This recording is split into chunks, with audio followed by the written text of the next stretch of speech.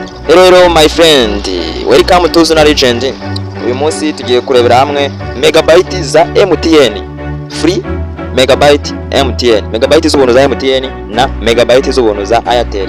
So, nimba urusanzwe kuri channel, most welcome.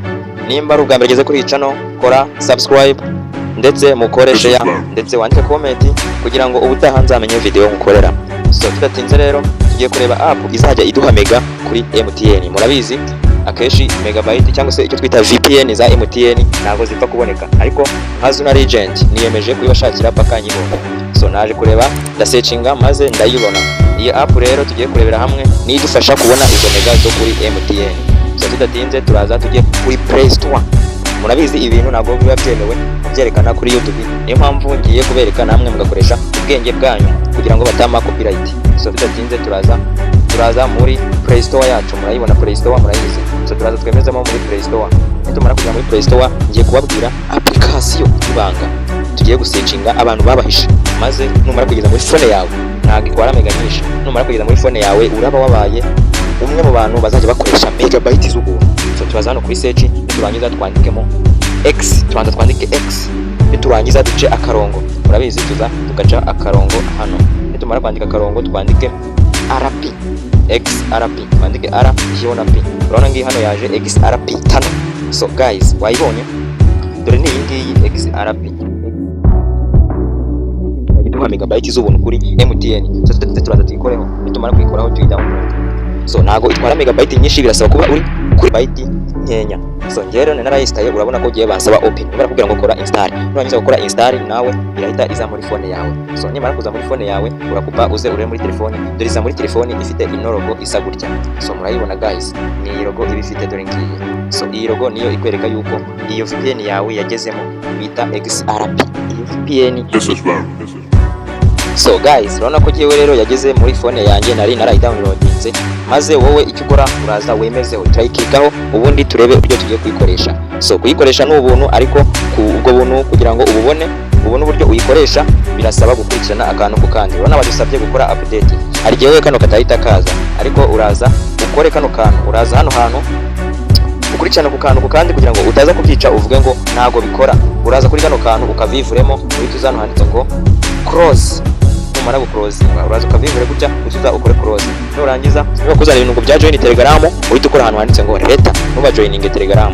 So urabona twageze ahangaha, ibi ngibi nibyo bari kutubwira ngo uhita ukora hariya kuri reset. So niturangiza urabona yuko iyi dashboard twayigezeho guys. Iyi dashboard rero niyo tugiye kurebera hamwe uburyo wakoresha megabyte z'ubuntu kuri MTN na Airtel.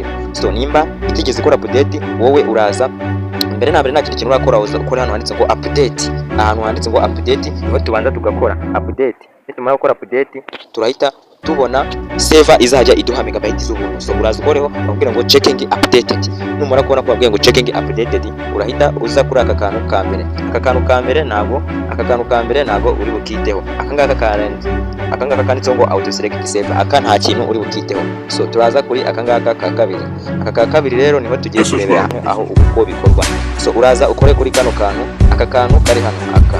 So guys, ukarebe utaza kubyica. Numara kugakoraho kano kantu urahita baguha utuntu twishi tumeze gutya. Urabona bari guha amaseva menshi cyane. Aya maseva niyo tugiye kurebamo, seva y'u Rwanda. So guys, seva y'u Rwanda niyo izadufasha kureba kugira ngo turebe video zacu za YouTube, turebe video kuri TikTok ku buntu for free nta mafaranga dutanze. So rero tugiye kureba uburyo bikorwa, ukurikire akantu ku kandi. Iyi video nibucike aho utabona usubize inyuma, nubona bitagaragara neza ushyire muri full HD, ushyire mu ishusho rya high quality kugira ngo ubibone neza. Iyo uje ugahiga ukabona u Rwanda. So urabona yuko u Rwanda tubonye, ariko ishaka kugira ngo ubibone neza uraza ugasearchinga ukandika ngo rwa, urabona bahita baguha option zose zikoresha megabyte z'ubuntu. So urabona tuno tuntu baduhaye akagaka, urabona baduhaye MTN unlimited. Urabona ko abantu bafite MTN guys nago bagomba gukoresha mega zishira, bagomba gukoresha unlimited megabyte. Urabona ko MTN bo bagomba gukoresha unlimited. So urabona akangaka kanditseho ngo Airtel unlimited, akangaka ntabwo gakora guys. Mbabwira utuntu tw'ubwenge aka kanditseho ngo Airtel Unlimited ntago gakora koko, nako kuri Airtel gakora. So tukebwe rero abantu bafite Airtel turaza dukoreshe akangaka, bafite MTN bakoreshe akangaka. Urabona yuko n'utu tubiri tugomba gukoresha. Ukoresha MTN arahitamo kano ka mbere, ukoresha Airtel ahitemo aka kanyuma kariho akantu k'umuriro n'akantu kagatima. So guys, kora subscribe, share and comment kuri iyi video. So turarangiza tuze twitwe ko twego dufitemo simukadi ya Airtel, urahitamo Airtel. Nimufitemo MTN uraza uhitemo iyi ngiyi MTN twabonye ya mbere.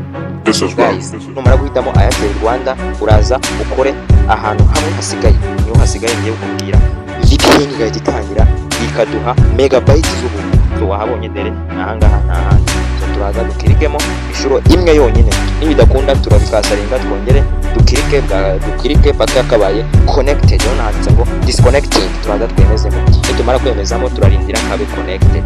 Bana bari kutubwira ngo reconnecting, turarindira kabe connected maze baduhe megabytes z'ubuntu. So guys, aka kantu nakubwenge, urarindira ukakandikamo connected.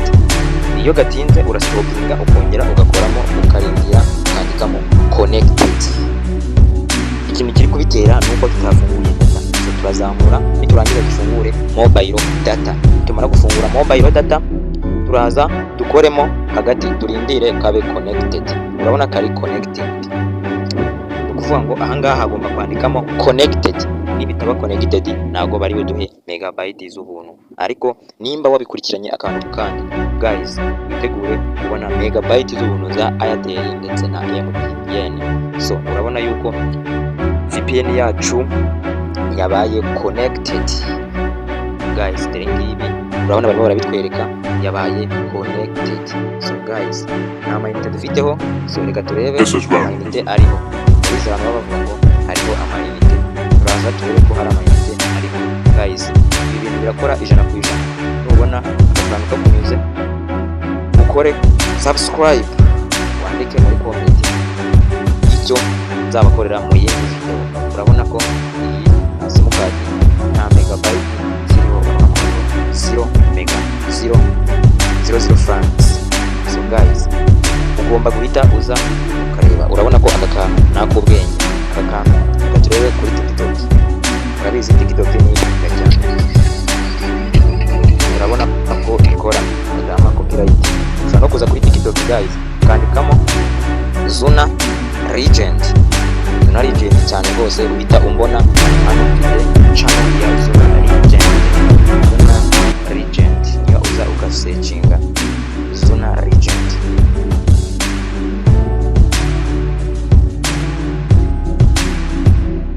Urasearchinga Zuna Regent kuri TikTok. Reka turebe uko bimeze. Urabona ko yihuta cyane, ikoresha 4G. Urabona yuko yihuta.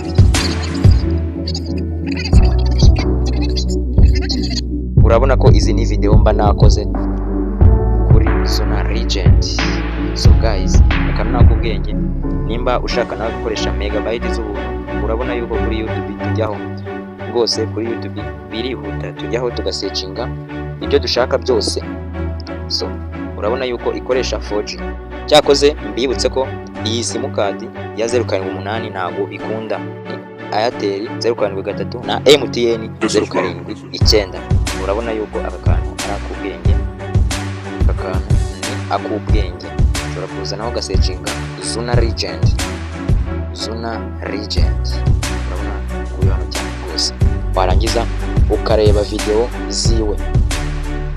So guys, urabona ko mperutse gushyiraho na video mbereka uburyo wakuramo edit cyangwa se internet ya 2G ugashyiramo 4G ndetse na 5G. Urabona ko izi zose ni video mba nabatayemo Zuna Regent.